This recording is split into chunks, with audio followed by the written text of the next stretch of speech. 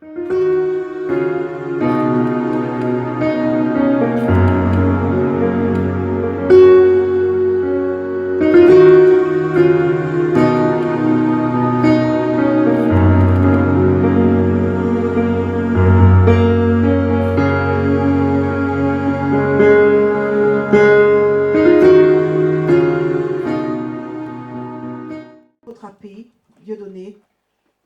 donné, m'a prêté son micro pour que je puisse vous porter la parole de Dieu.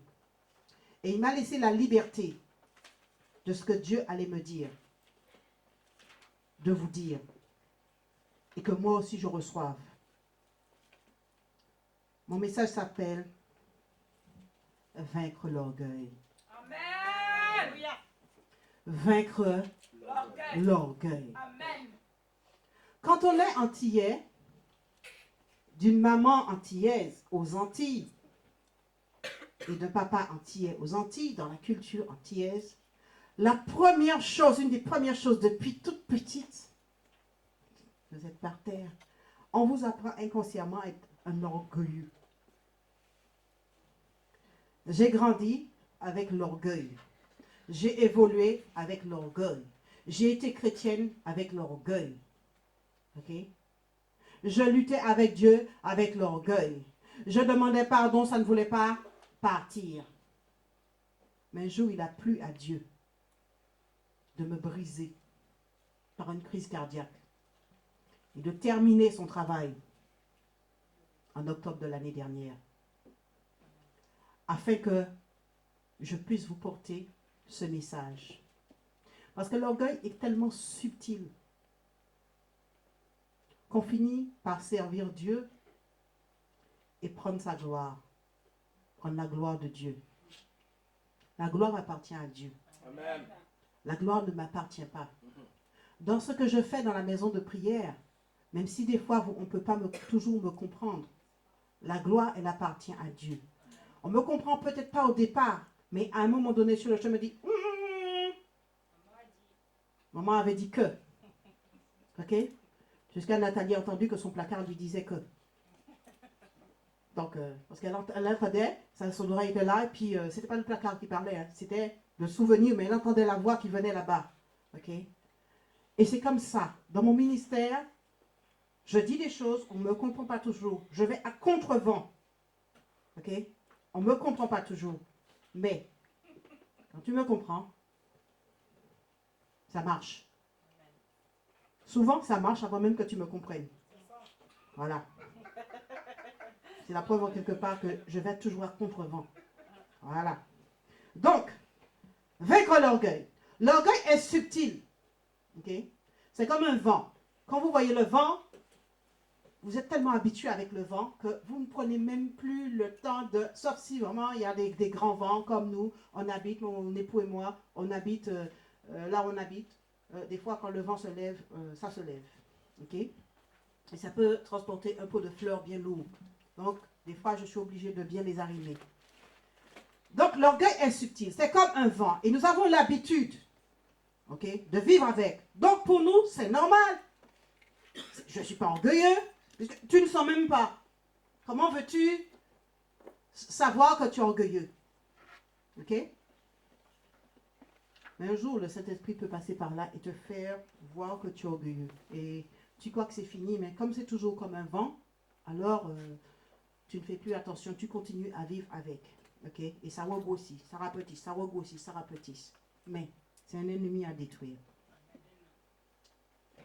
Donc, ça devient normal pour nous. Et ça devient normal, comme je disais tout à l'heure, selon nos différentes origines. Nos origines culturelles, nos origines tribales, nos origines ethniques. En fait, toutes sont nos origines. Nous sommes plusieurs là de différentes origines. Donc, en fonction de chaque culture, orgueilleux va vouloir dire quelque chose ou quoi. Chez moi, par exemple, quand pour être bien assis, on se croise les jambes. Mais en Afrique, si moi je vais croiser les jambes, on va dire que je suis orgueilleuse. Voilà. Mais chez moi, c'est... Il ne faut pas qu'on voit ma nudité. Donc, on se croise les jambes, homme, femme, devant quelqu'un. Et surtout devant les personnes âgées. Voilà. Donc, L'orgueil, ok, est souvent dans nos vies et nous ne le savons pas. Quand on nous fait savoir que nous sommes orgueilleux, nous étorquons que non, nous ne sommes pas. Okay? Si je te dis, Eleonore, tu es orgueilleuse, qu'est-ce que tu vas dire? Je vais dire non. Peut-être que tu as un orgueil en quelque part, mais tu ne le sens pas. Hein? Si je te dis, Nathalie, tu es orgueilleuse, tu vas dire quoi? Tu vas dire oui, parce que tu le sens. Voilà, donc tu es en lutte. Ok, d'accord. Donc, pour les uns, ils le savent, pour les autres, ils ne le savent pas. Ok? Mais, ok, on prend l'habitude et le degré, c'est par degré qu'il disparaît.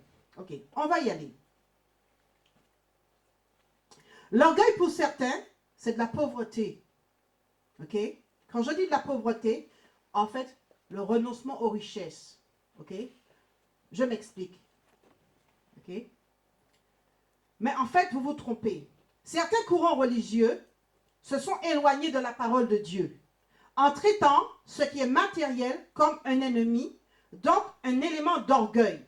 Ce n'est pas le matériel qui est l'orgueil, mais c'est l'attitude que tu manifestes face au matériel. C'est pas parce que, ok, je ne sais pas, ces derniers temps j'ai des rubans bling bling, ok, et que je commence à recouvrir ma Bible. Vous savez les rubans bling bling qu'il y avait sur les dragées de la Tifa, sur sa caisse. Je commence à recouvrir ma Bible, et que ma Bible, parce que j'ai bien l'intention, donc c'est un bel exemple, parce que mon autre Bible, je couvre ma Bible de bling bling, on voit que, waouh, maman, ça brille là-bas, ok, que ça y est, que je suis orgueilleuse, ok. Ça me plaît, c'est joli, c'est intéressant. Voilà, je trouve ça beau pour moi, je suis contente. Et voilà, ok? Ce n'est pas parce que Thérèse va avoir des jolies perles oranges, ok, qui sont rares. Nathalie aussi en a des rares, ok?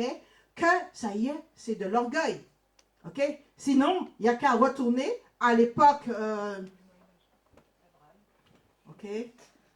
Oui, hébraïque, hein, c'est bien chez les Hébreux à l'époque. Oui, à l'époque d'Abraham, ok, et que le pasteur, il arrive avec une robe là-bas, ok, il me fait habiter dans une tente, ok, Latifa qui vient de se marier, tu comprends bien ça, Latifa, hein, j'imagine que Gérard te met habiter dans une tente, problème, hein, Gérard, problème, hein, voilà, donc, être orgueilleux, ce n'est pas renoncer à une vie matérielle. Ce n'est pas du tout cela. Ok? Les choses matérielles sont pour nous aussi, donc faites attention à ça. Et aussi, l'orgueil, c'est pas, ok? Parce que des fois, on pense que l'orgueil, c'est ceci, c'est cela, ok? L'orgueil, ok, peut se manifester aussi de certaines façons. J'écrase, je piétine mon prochain parce que j'ai une Porsche. Ça, c'est une manifestation de l'orgueil, ok? Parce qu'il y a ce que c'est pas, puis il y a ce que c'est, ok? Donc, je pense que vous me comprenez. Donc, bon, j'écrase, je piétine mon prochain parce que j'ai une Porsche, ok? Ça, c'est de l'orgueil. C'est une manifestation de l'orgueil. Ok? Je peux avoir une Porsche, mais ce n'est pas parce que j'ai une Porsche que je dois être orgueilleux. Ok? C'est-à-dire que l'attitude de mon cœur ne doit pas changer face au matériel. Amen. Je dois rester humble. Amen.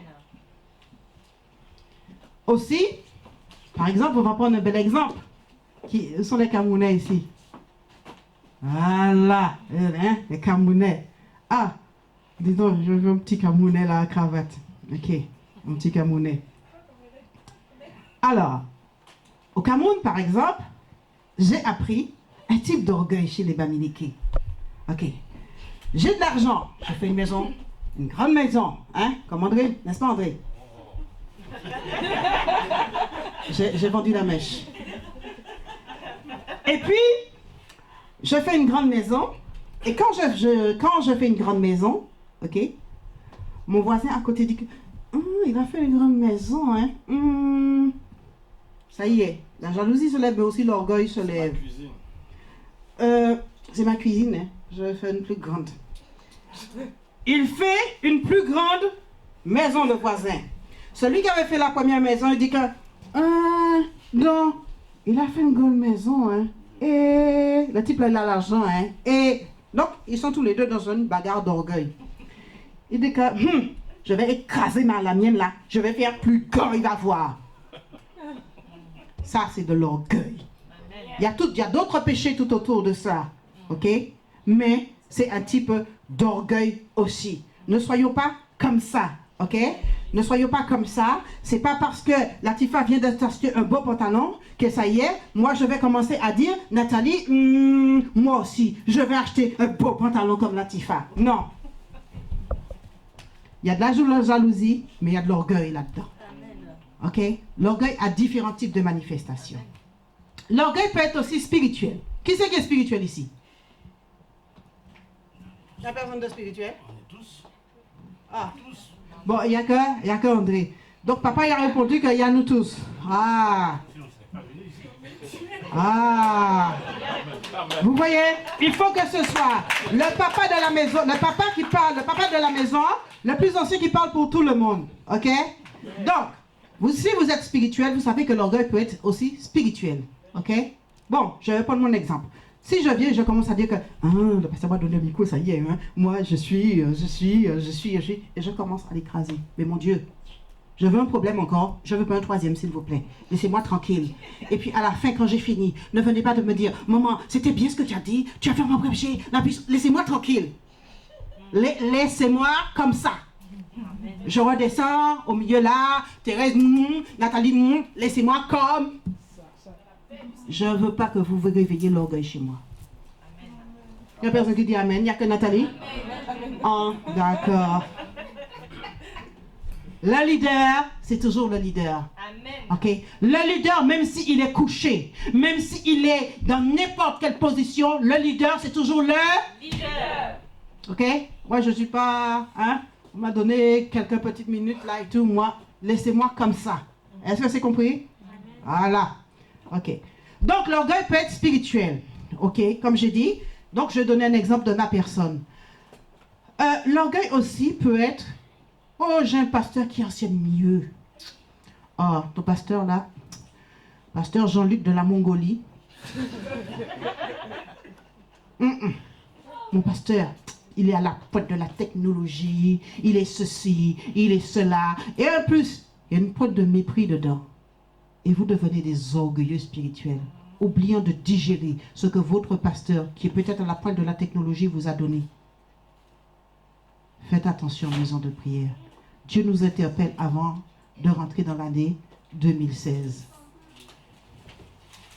J'en passe, on pourrait en citer, dans les familles, dans les maisons, dans les jeunes mariés, dans les enfants, dans les papas, dans les grands-pères, dans les tontons, dans les tatas, dans les nouveaux arrivants, dans les anciens arrivants, dans la technique, partout. On pourrait en citer.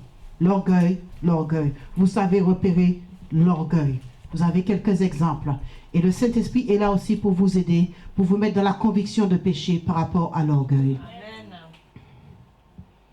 Mais, je retiens une chose, ce que l'orgueil n'est pas, c'est de s'éloigner de la prospérité matérielle que Dieu a prévue pour nous.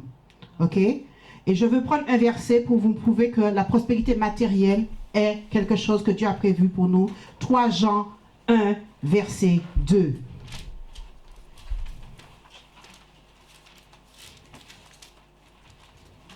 3 Jean 1. 3 Jean 1, verset 2. Oui. Bien-aimé, je souhaite que tu prospères à tous égards et sois en bonne santé, comme prospère l'état de ton âme. Bien-aimé, je souhaite que tu prospères à tous égards. Vous voyez ça? À tous égards. Donc, si tu mets une belle paire de chaussures, ok? Ça ne veut pas dire que spécifiquement tu es orgueilleux. C'est ton attitude face à cette paire de chaussures-là qui peut faire que tu es orgueilleux. C'est l'attitude intérieure de ton âme. Comment tu te comportes dans ton âme par rapport à ta jolie paire de chaussures. Amen. Ok? Voilà. Donc, soyons équilibrés. Ok? Comme je disais, l'orgueil se manifeste Enfin, l'orgueil se manifeste par l'état de notre âme face au matériel, à autre chose ou à une quelconque situation. Ça peut être une position professionnelle. Je suis. Je suis pas n'importe qui, moi, Thérèse, tu te rends compte? Je suis la fille du ministre, de l'ancien ministre, Babaker, Moussa, là-bas, du Nigeria. Tu te rends compte? Waouh! Et voilà, l'orgueil. Faites attention, Église. Faites attention.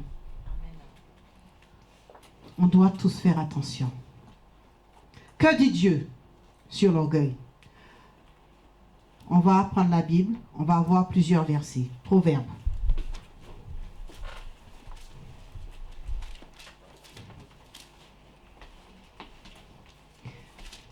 Vous savez, quand je parle de l'orgueil là, je vous ai dit, j'ai bien dit, hein, je suis une ancienne grosse orgueilleuse.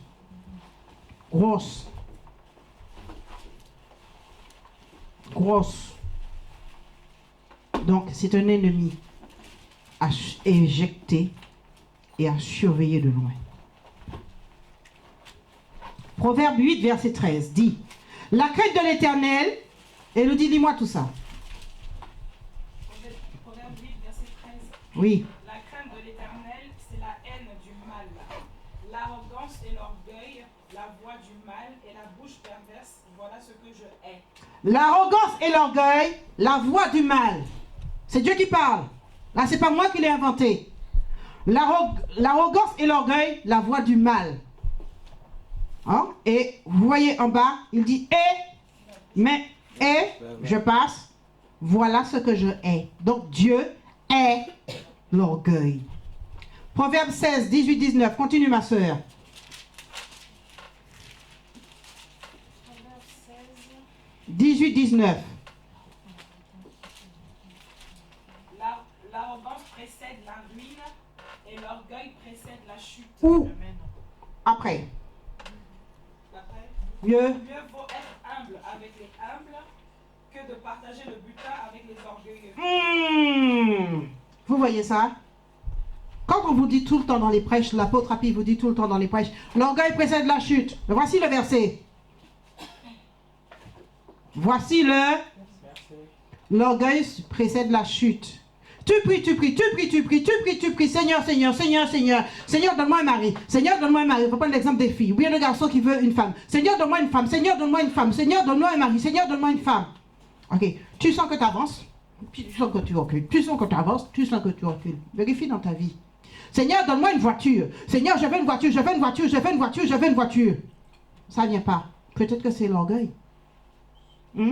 Pour que Dieu te montre que c'est lui qui guide ta vie. Peut-être que moi, si j'avais une voiture aujourd'hui, j'allais être une grosse crâneuse. Parce que les Antillais, quand ils ont une petite voiture, boum, boum, boum. Et les épaules, on fait comme encore. Comme ça, Thérèse, on fait encore. Ils font boum, boum, boum, boum, boum, boum. Ils passent. Oh là là là là. Mon Dieu, mon Dieu. Oh, Seigneur, merci. Vous voyez, pour l'instant, ma voiture, elle se manifeste comme ça.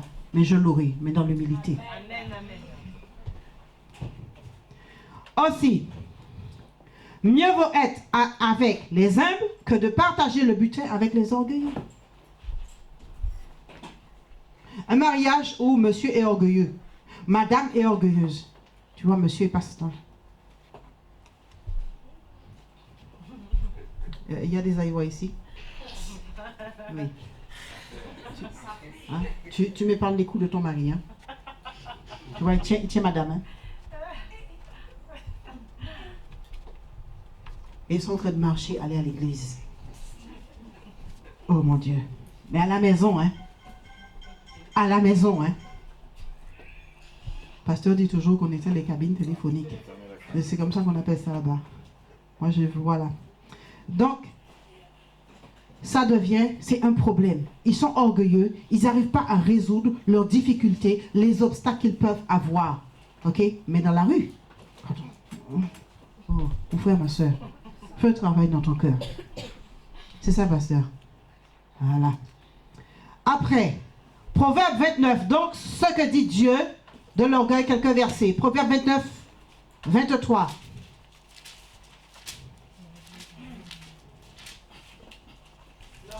d'un homme l'abaisse, Mmh.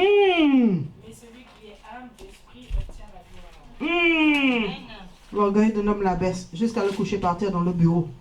Et que Dieu dit, je vais pas te tuer, tu vas pas mourir ma servante, hein. Tu vois, tu vas guérir. Et tu passes là-bas, là, comme ça, tu vois, avec les pompiers. L'orgueil. L'orgueil. Allez terminer, secouer ça un peu. Et terminer pour que je sois libéré complètement. Un autre texte qui nous parle, c'est l'histoire d'un certain homme. Sa barbe est devenue longue comme ça, ses ongles comme ça. L'odeur. Alors, on va prendre le livre de Daniel 4, 1 à 34. Pour ceux qui ne lisent pas leur Bible, on va le lire. Daniel 4, 1 à 34. Pourquoi moi je ne trouve pas Daniel? Oui, vas-y ma soeur. Nebuchadnezzar, roi à tous les peuples, aux nations, aux hommes de toute langue, qui habitent sur toute la terre. Que la paix vous soit donnée avec abondance. Il m'a semblé bon de faire connaître les signes et les prodiges que le Dieu suprême a opérés à mon égard. Que ces signes sont grands, que ces prodiges sont puissants.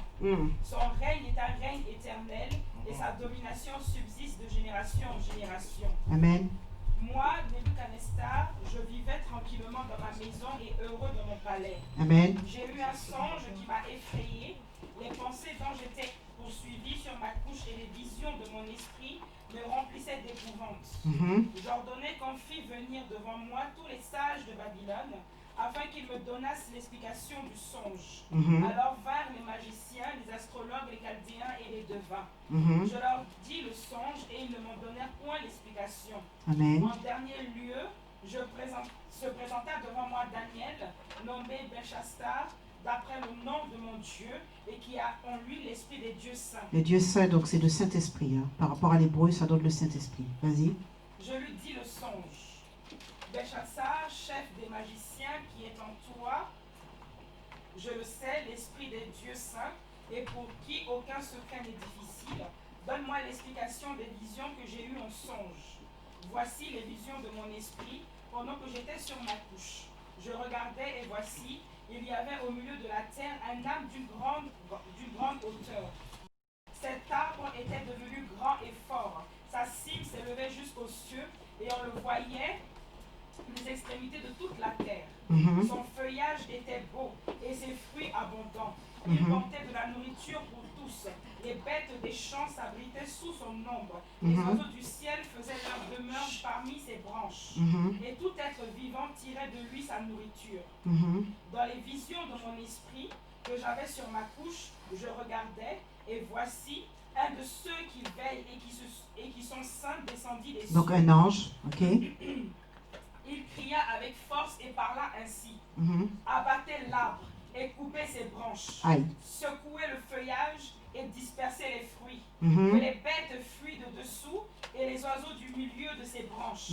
Mais laissez en terre le tronc où se trouvent les racines. Et liez-le avec des chaînes de fer et d'airain parmi l'herbe des champs. Qu'il soit trempé de la rosée du ciel et qu'il ait, comme les bêtes, l'herbe de la terre pour pâturage. Son corps d'homme lui sera ôté, et un corps de bête lui sera donné. Et 7 temps passeront sur lui. Cette sentence est un décret de ceux qui veillent. Cette résolution est un ordre des saints, afin que les vivants sachent que le Très-Haut domine sur le règne des hommes, qu'il le donne à qui il lui plaît, et qu'il y élève le plus vil des hommes. Oui. Voilà le sens que je eus. Moi, le roi Nebuchadnezzar, toi, Belchassar, donne-en l'explication, puisque tous les sages de mon royaume ne peuvent me la donner. Toi, tu le peux, donc tous les car sorciers. tu as en toi l'esprit des dieux saints. Alors Daniel, nommé Belchassar, fut un moment stupéfait et ses pensées le troublaient. Oui. Le roi reprit et dit, Belchassar, que le songe et l'explication ne te troublent pas. Et Belchassar répondit, mon Seigneur, que le songe soit pour tes ennemis et son explication pour tes adversaires. Oui. L'arbre que tu as vu, qui était devenu grand et fort, dont la cime s'élevait jusqu'au ciel, et qu'on voyait de tous les coins de la terre, cet arbre, dont le feuillage était beau et les fruits abondants, qui portait de la nourriture pour tous, sous lequel s'abritaient les bêtes des champs, et parmi les branches duquel les oiseaux du ciel faisaient leur demeure, c'est toi, ô roi, qui est devenu grand et fort, dont la grandeur s'est accrue et s'est élevée jusqu'aux cieux, et dont la domination s'étend jusqu'aux extrémités de la terre. Oui. Le roi a vu l'un de ceux qui veillent et qui sont saints descendre des cieux et dire, un ange. abattez l'arbre et détruisez-le, mais laissez en terre le tronc où se trouvent les racines, et liez-le avec des chaînes de fer et des liens parmi l'herbe des champs, qu'il soit trempé de la rosée du ciel, et que son partage soit avec les bêtes des champs, jusqu'à ce que 7 ans soient passés sur lui. Voici l'explication, ô roi. Voici le décret du Très-Haut, qui s'accomplira sur mon Seigneur le roi. On te chassera du milieu des hommes, tu auras ta demeure avec les bêtes des champs, et l'on te donnera comme au bœuf de l'herbe à manger. Tu seras trempé de la rosée du ciel, et 7 ans passeront sur toi, jusqu'à ce que tu saches que le Très-Haut domine sur le règne des hommes, et qu'il le donne à qui il lui plaît. L'ordre de laisser le tronc où se trouvent les racines de l'arbre signifie que ton royaume te restera quand tu reconnaîtras que celui qui domine est dans les cieux.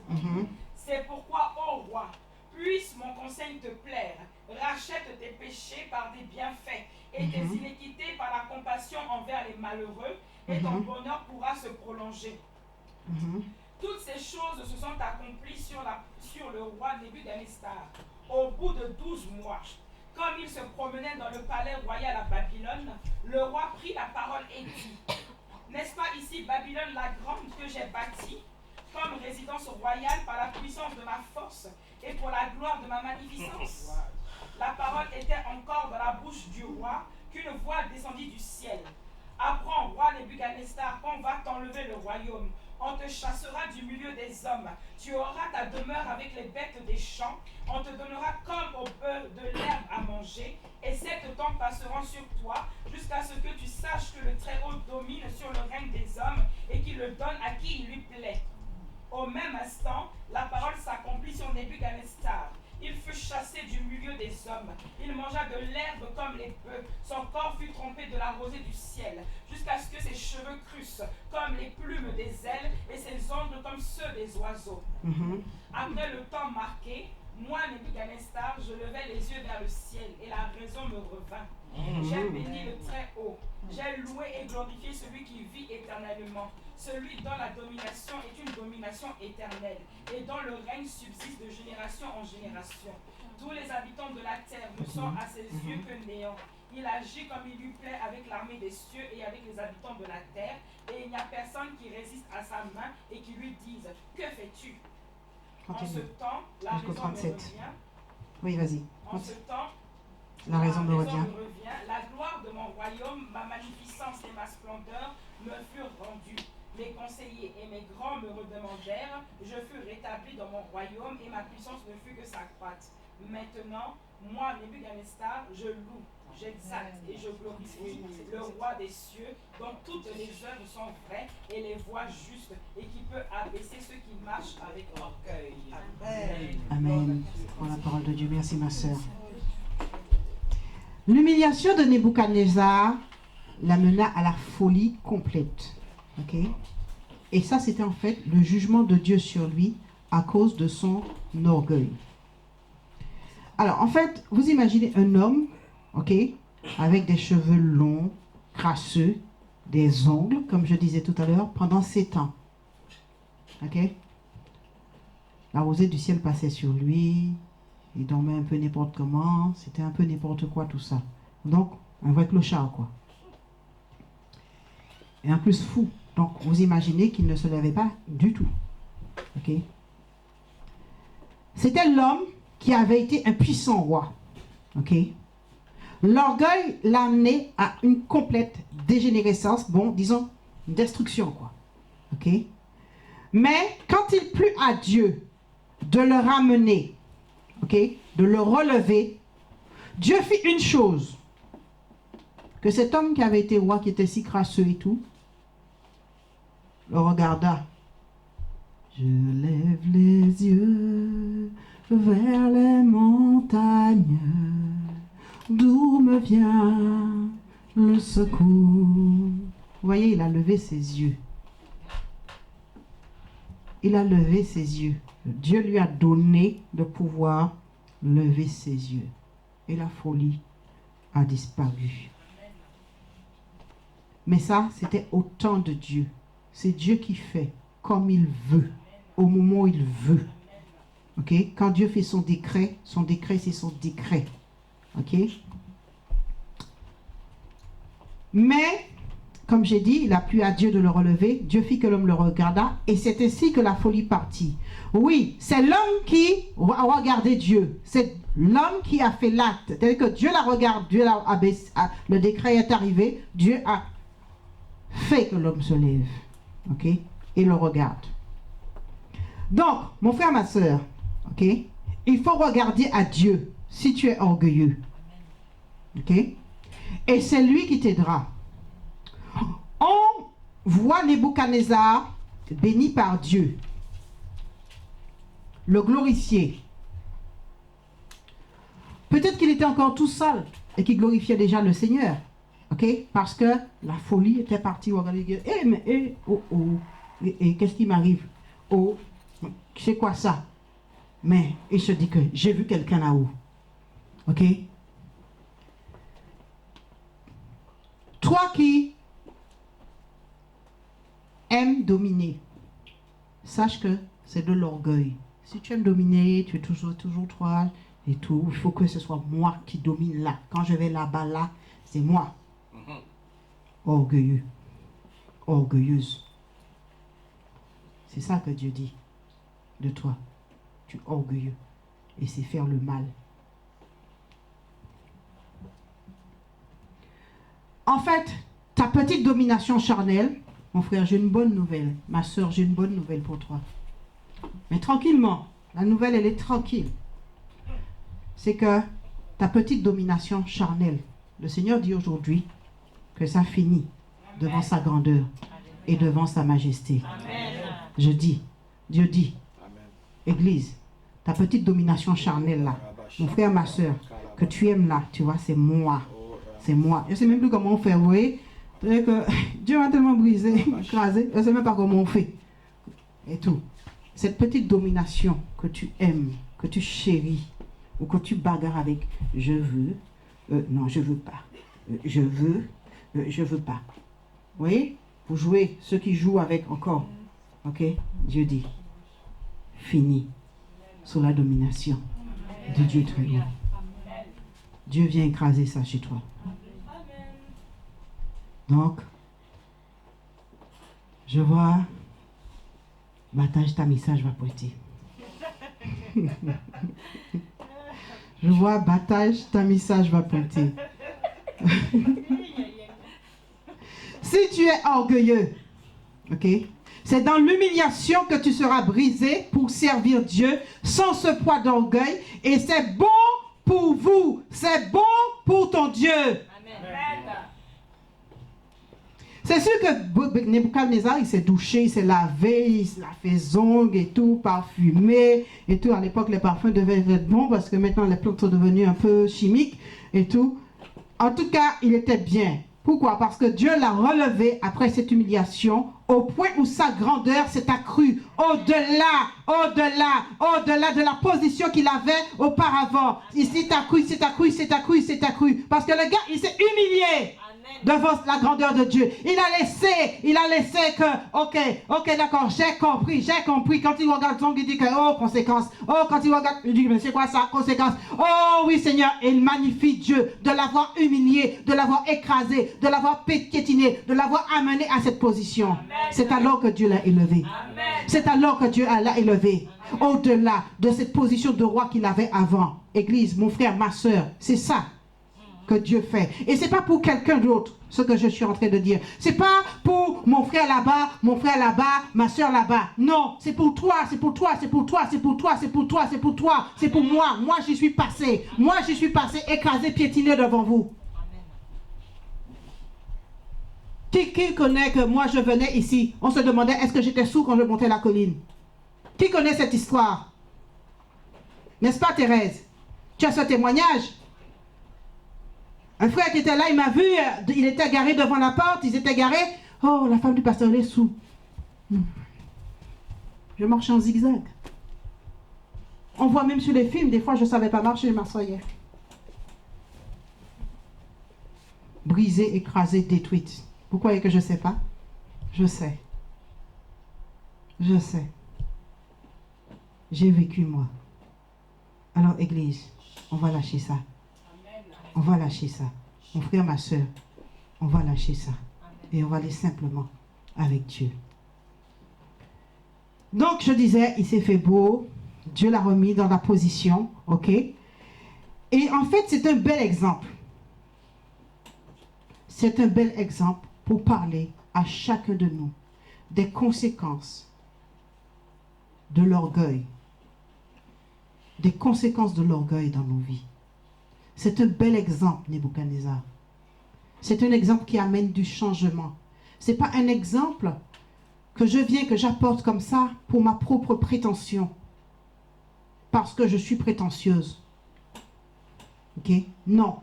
C'est un exemple que le Seigneur lui-même m'a donné de vous apporter pour vous faire comprendre que individuellement, chacun a besoin d'un changement.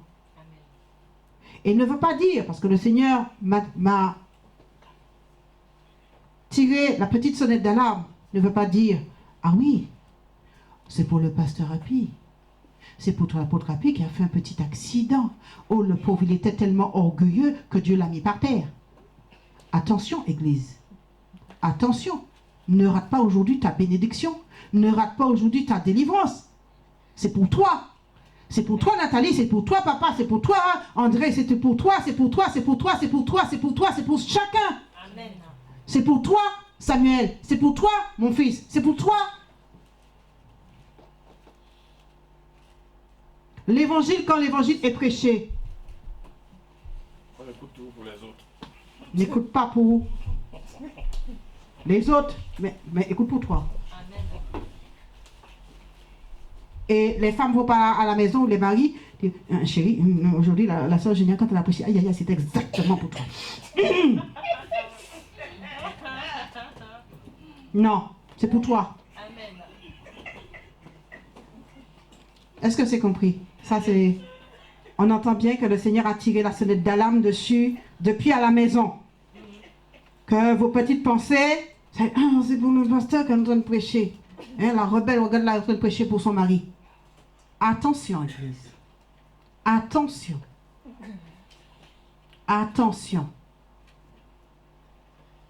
Je ne me permettrai pas. Attention. Si on connaît mon témoignage, on connaît que j'aime beaucoup mon mari, mais je crains l'homme de Dieu. Et vous savez très bien que quand il vient, il approche là ou il approche là, et que je suis ici, il y a un changement qui se produit. Donc, on enlève ça des têtes, on enlève ça des cœurs, et puis on reçoit ce que Dieu donne pour que vous puissiez changer. Parce que l'année prochaine, ce qui va se passer, vous avez besoin d'être débarrassé de ce petit, ce petit inconvénient dans vos vies, cette petite gêne dans vos vies, envoyée par l'ennemi. Amen. Amen. Alors, je disais, l'orgueil empêche à Dieu de travailler dans nos vies. Ok? On connaît ce verset qui dit, Dieu résiste aux orgueilleux et il fait grâce aux humbles. En effet, l'orgueil bloque l'action du Saint-Esprit dans nos vies. Ok? Et on ne peut plus avoir accès à la grâce divine. On devient sec spirituellement. Orgueilleux, la suite, chute, sec. Ok? L'apôtre peut prêcher, l'apôtre Happy, il peut prêcher baptême, tamissage. J'ai rajouté écrasage. Voilà. Il y en a plein de âges. Hein? Mixage. On connaît que j'ai aussi le mien. Machine à laver. Voilà. Ça tourne. Voilà. Mais Si tu marches dans l'orgueil, tu restes sur ta petite position là que Dieu a dit qu'aujourd'hui c'est fini. Mon frère, ma soeur, vous savez ce qui va vous arriver? Vous allez devenir secte. Et vous allez regarder votre frère, votre soeur en train d'être transformé. Battage, tamissage, écrasage et tout.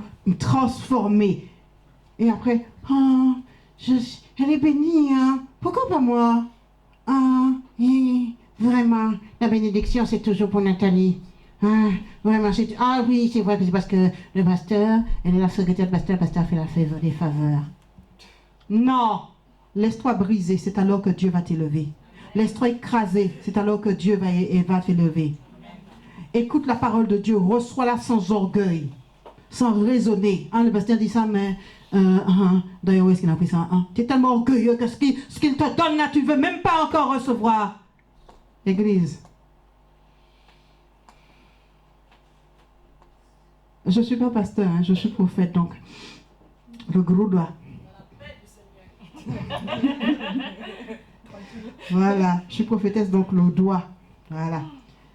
Alors, maintenant, puisque tu acceptes de te libérer de l'orgueil, ok? Ça veut dire que Dieu pourra travailler dans ta vie pour que tu reçoives les bénédictions qui te sont préparées pour l'année prochaine, où Dieu va remplacer. Année de remplacement. Tu ne peux pas aller avec l'orgueil, tu vois, Boulet là et tout, et puis Boulet te tire de l'autre côté. Je vais aller recevoir ma bénédiction. Boulet, mais tant que Boulet est là, tu ne peux pas. Lâche mon pied. Dis lâche mon pied orgueil. Au nom de Jésus. Aujourd'hui, je brise ton pouvoir. Je brise ton autorité. Dans ma vie, je brise les héritages d'orgueil. Dans ma vie. Au nom de Jésus. Je reçois l'humilité du Seigneur Jésus dans ma vie. Au nom de Jésus-Christ. Amen. Bon, alors on a lâché Boulet, ok? Mais je vais vous raconter une belle petite histoire. Je prends un peu de temps, pasteur, je suis consciente. Résister à l'orgueil, c'est redoubler, c'est même tripler. Alors en fait, c'est une histoire. C'est l'histoire d'une jeune fille, ok? Elle est opulente, et puis elle est grande. Hein? Ceux qui suivent le catch, elle est comme... comment il s'appelle celui qui est grand? Big Show, voilà.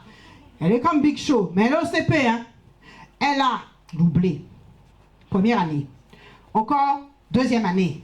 Et encore troisième année. Tu passes 3 années au CP. Il y a un problème. Ok. Et toujours au CP. Ok. En fait, c'est pas normal. Tu passes 3 années. C'est pas du tout normal. Tu es là. Les autres avancent, toi tu n'avances pas. Tu doubles encore. Ok? Sa vie est devenue en fait problème. Un enfant a problème. Lire c'est un problème. Écrire c'est un problème. Réfléchir c'est un problème. Dormir même est devenu un problème. Oh, manger même est devenu un problème. En fait, tout un problème. C'est pas normal. Ok? Un jour, ses parents viennent voir le directeur à l'école. Ok? Monsieur le directeur, vraiment, nous croyons que c'est la faute aux différents maîtres que notre fille a eu et qui fait que notre fille redouble. Vraiment, monsieur le directeur, faites quelque chose parce que là, tous les maîtres font que nos filles redoublent. Notre fille a redoublé à chaque fois. Mais ils ne voyaient pas les enfants des autres avec qui étaient passés. Ok? Alors, le directeur fait quoi? Le directeur d'école, puisqu'ils se plaignent que bon, c'est la faute aux maîtres, ok? Qui ne fait pas leur travail. Ok? À la grande surprise des parents, le directeur leur répond ceci, et en fait devant la jeune fille qui était là, qui avait déjà retriplé son CP. Monsieur, madame, votre fille a un problème. Oui, un gros problème. Oh, un très très gros problème. Je vous écoute, monsieur le directeur, répond le père. Votre fille est une orgueilleuse. Redoubler CP, tripler CP, quadrupler CP, une orgueilleuse. Et les parents étaient très surpris. Et ils rajoutent, monsieur, en plus, permettez-moi de vous rajouter qu'elle ne digère pas.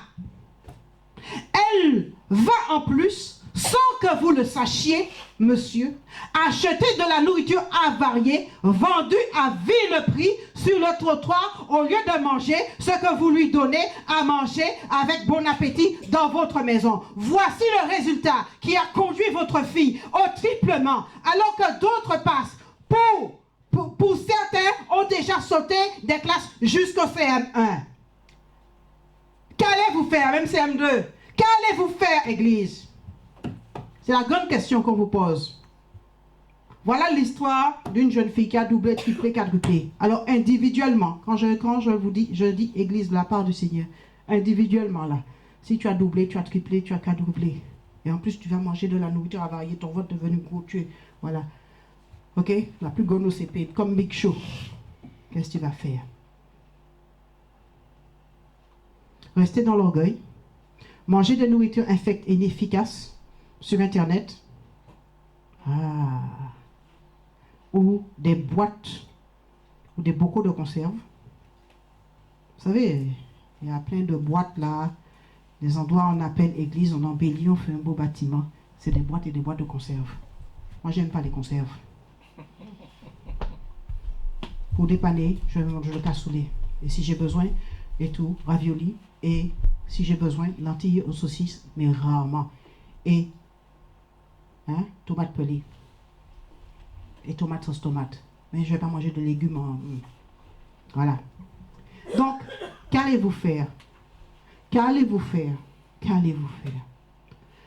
Dieu vous donne une recette. Mesdames qui aiment cuisiner, messieurs qui cuisinaient pour aider leurs femmes. Et je veux féliciter mon époux. Après des prêches chauds le samedi, souvent, je le vois rentrer à la cuisine. C'est quelque chose qui touche mon cœur. Il rentre à la cuisine après vous donner à manger. Il est fatigué. Il nous nourrit tous dans la maison. Et ça, c'est quelque chose que j'admire beaucoup. Merci beaucoup. Donc, voici la recette. On va faire un régime. Dis Thérèse. Régime. Dis Thérèse, regarde-moi. Régime. J'ai une bonne nouvelle pour toi. Un autre régime. On va faire un régime. Pourquoi? Pour maigrir. Parce que tu es comme ça. Et le ventre. Et il y a des vers dedans. Avec quoi? Avec du bois. Du bois, c'est quoi? Du bois, c'est la parole de Dieu. Ok? Le pasteur va vous enseigner tout ça. Quand viendra le moment, l'hébreu, le grec et tout ça, l'eschatologie, etc. Ok? Du bois, c'est la parole de Dieu.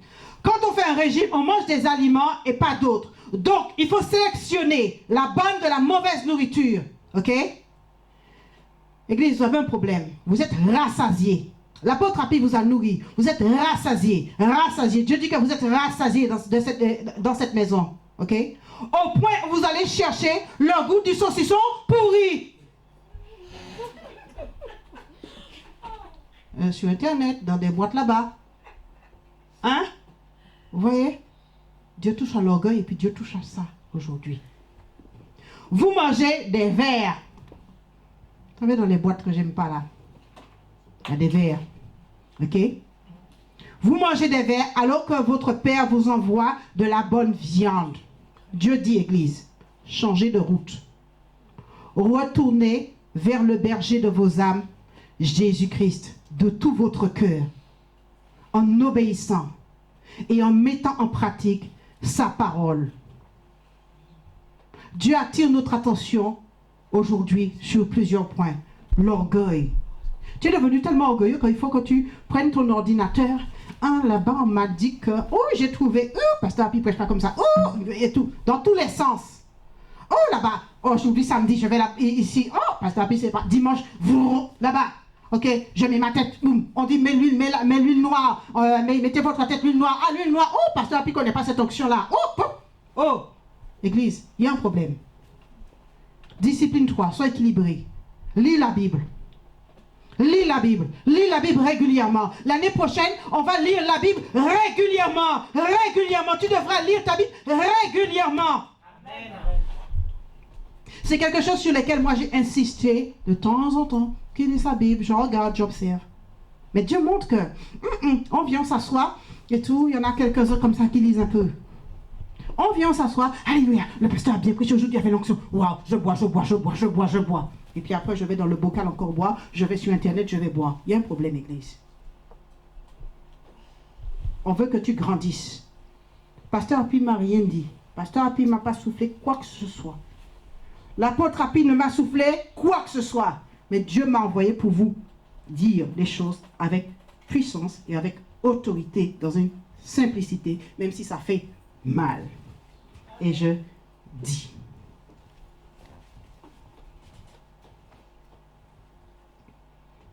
Alors, que va-t-on faire?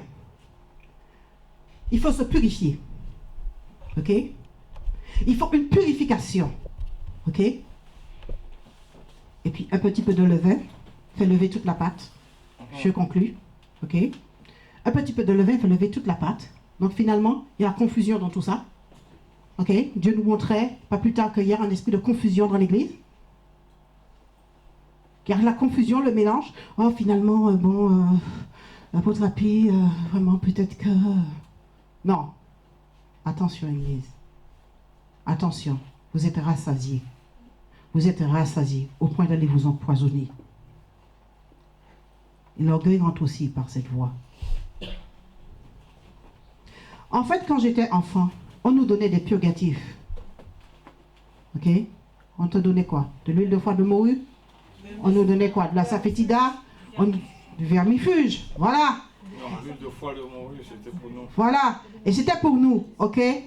C'est un peu perdu. Je parle Latifa.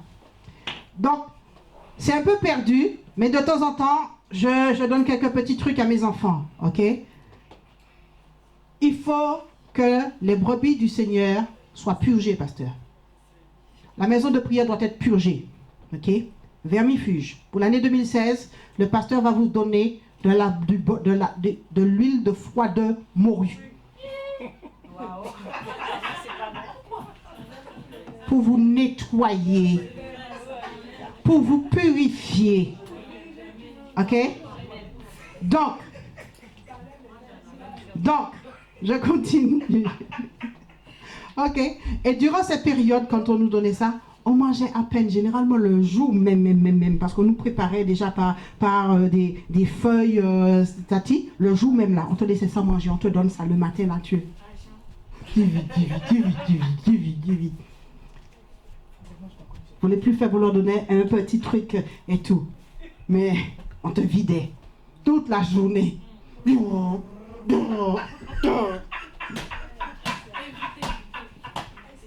parfois l'inverse, c'est un peu vivant. Ah, des fois, on voyait des katas. Tu comprenais pas, tu avais un grand fil quand tu allais. Ou bien tu regardes ta soeur à côté, et il y a plein de sa bouche. Tu dis, mais c'est quoi? Et même les narines. Et même dans les narines. Alors, cette année 2016, l'apôtre Api va bien vous donner du vermifuge. Il ne m'a pas dit, hein, c'est le Seigneur qui m'a dit de vous le dire. Bien du vermifuge. L'apôtre Api, vermifuge pour toute l'église. Sans manger. Sans manger.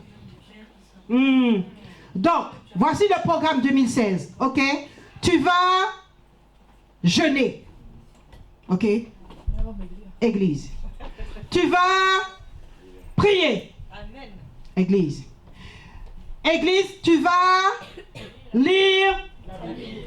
Et je conseille plutôt de lire toute la Bible. Si tu n'as jamais lu toute ta Bible, c'est l'occasion de lire toute ta Bible. Parce que le jeûne et la prière, ça va te donner un élan. Amen. Année 2016, ça sera une année d'élan. Si tu saisis ça, en lâchant l'orgueil, ok, aujourd'hui, Dieu va faire quelque chose. On va se lever. C'était ma conclusion.